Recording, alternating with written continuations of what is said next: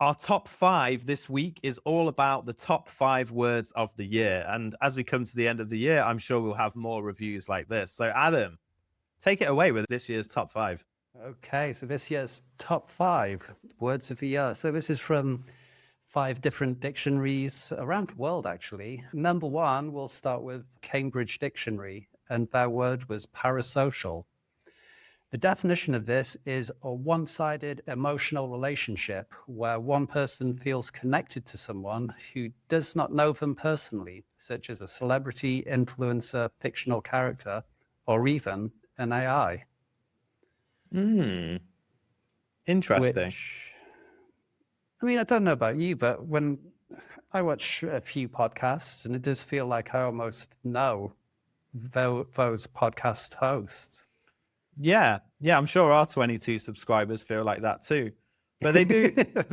The thing is, they get really upset when you go to their house and start looking through their windows and like knocking on the door, trying to have a conversation with them. Parasocial is definitely true. It is only one way. It's almost like they don't know that I've spent all this time watching them and tracking them down.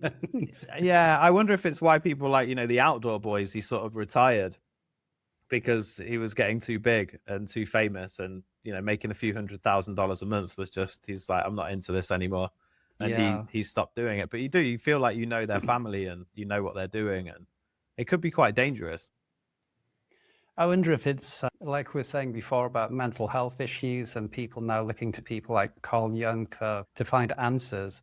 I wonder if it is part of the loneliness, which is a sign of our modern times, for people, instead of having the circle of friends that they once would have, now it's more kind of, oh, well, I watch this podcast, and this TV show. And those people are kind of like filling the void that's left in the loneliness. Yeah, sad times, eh? Sad times. Cheery way to look at it. Lovely thought. Yeah. So what we got up next? Right. So number 2 was vibe coding, and that's from Collins English Dictionary. And that's a practice of using natural language prompts and feel rather than formal programming rules to generate software code using AI tools. More shit apps. Fantastic. Yeah, wicked. Now people can fund their terrible ideas and not have to bother going to someone that knows what they're doing to build them. Fantastic. I guess there's 2 sides to it, isn't there? Because it's like, it's amazing, but now anyone can build their own app, which is cool, and they could even launch it and things like that. But maybe in the past it was good that there was that like barrier of either like money or know-how. So if I come up with some like ludicrous app, then if I want to like develop it, I have to either learn how to program it and build it myself, or ask a team of developers or someone and pay them to do it. And so you'd have to make sure that your idea was really good. Whereas now you'll have this like avalanche of like ludicrous apps coming through that basically do absolutely nothing. And it'll be a bit like when we're talking about crypto and things like that, with things like Pump Fun, just release a coin and see if you can make some money from it. It'll be like that, but with apps all the time. Yeah, but then that being said, if there was a barrier to entry, we wouldn't have amazing apps like ChatGPT, where you type in a question and it just goes meow, meow, meow. Pluses and minuses, do you know what I mean? Pluses and minuses. I'm glad we're using the resources of the planet to do this kind of thing. It's brilliant, really. I wonder how many iPhones I could have charged with my conversation with ChatGPT earlier this week. I'm sure it was quite a few. Yeah, well, you're on there for like 6.5 hours non-stop. So. Yeah, but it's good for, it makes me feel happy. So next up, what have we got? What's the next one on the list? We have, keeping with AI, we have AI Slop. Oh, This is from the Macquarie Dictionary. I think that's how it's pronounced. And that means low quality, mass-produced content created by AI that adds little value and floods digital spaces. Yeah, and we can see it everywhere. It's all over. If you delve into LinkedIn, you'll see so many people talking about their game-changing ideas, and all of it sounds familiar. It truly does. And here's the thing with that, is like people understand patterns, and once they understand patterns, it's not that they won't read it, it's not that they won't like it, it's just that they won't take action on it. There you go. There's another one. It's not A, but B. It's C. Exactly. And here's the kicker.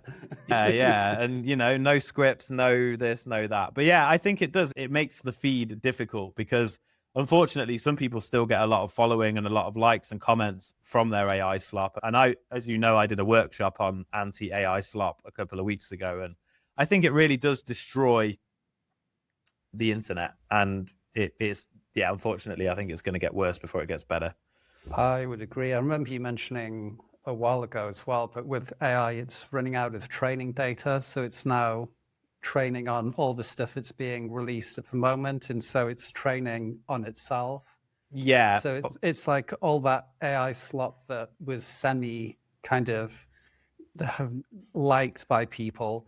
It's now training itself on that and then they'll recycle and regurgitate the next sort of level. Yeah, or worse, the horrible, neo Wikipedia trolls at Reddit and the crap that they spout. Yeah. So let's move on. It's making me too angry. What's next? Okay, well, but lucky you should say, because in at number 4 is rage bait. That's from Oxford University Press, and that means content deliberately designed to provoke anger or outrage in order to drive clicks, shares, and engagement. And some of the best marketers out there are using this on the daily, and people just don't realize it. And I think maybe even people do, and they still want to kick off and get involved. I think if you've got time to just say things on people's posts to make yourself look clever, then you really need to get a life. Go outside, just do anything other than that. You're definitely a non-player character if that's what you spend your time doing. I have noticed the occasional times that I go on something like X or Facebook, there'll be the odd time where I'll scroll for like 15 minutes and I can feel myself feeling angry afterwards. And I don't know if it's a rage bait thing because it's that, or if I can just feel my brain just kind of gradually shutting down and I get angry at myself for wasting time. It's called being a miserable middle-aged man, Adam. It happens to all of us. Okay. It's Well, let's see exactly what like kids that. are saying. In at number 5, we have 6-7. To old people like us, we'd pronounce it 67, but no, this is 6-7. And this is from dictionary.com. And it's a viral slang term from online youth culture with shifting or intentionally ambiguous meanings, mostly used as an in-group marker. I still don't know what that means. I don't really get it. It's just like something, from what I can tell, that kids just sort of say in schools. The teacher will try and get them to do something. It's like, oh yeah, 6-7. And it doesn't, I don't think it really means anything. Well, on that note, 985476. Thank you, Adam. What an episode it's been today. I've thoroughly enjoyed it. And I think that the top 5, just to wrap that up, all of it's AI and algorithms and technology. And it just shows you how much the world is changing at a speed we've never seen before. And I just want to remind the guys, if you've enjoyed it today, don't forget, give us a like, give us a subscribe, comment, tell your friends, your grandma, listen to us when you're out walking a dog, mix us in with Carl Jung, because that's our level. And until next time, Adam, thank you. Yeah, take it easy, everybody. See you next time. Goodbye.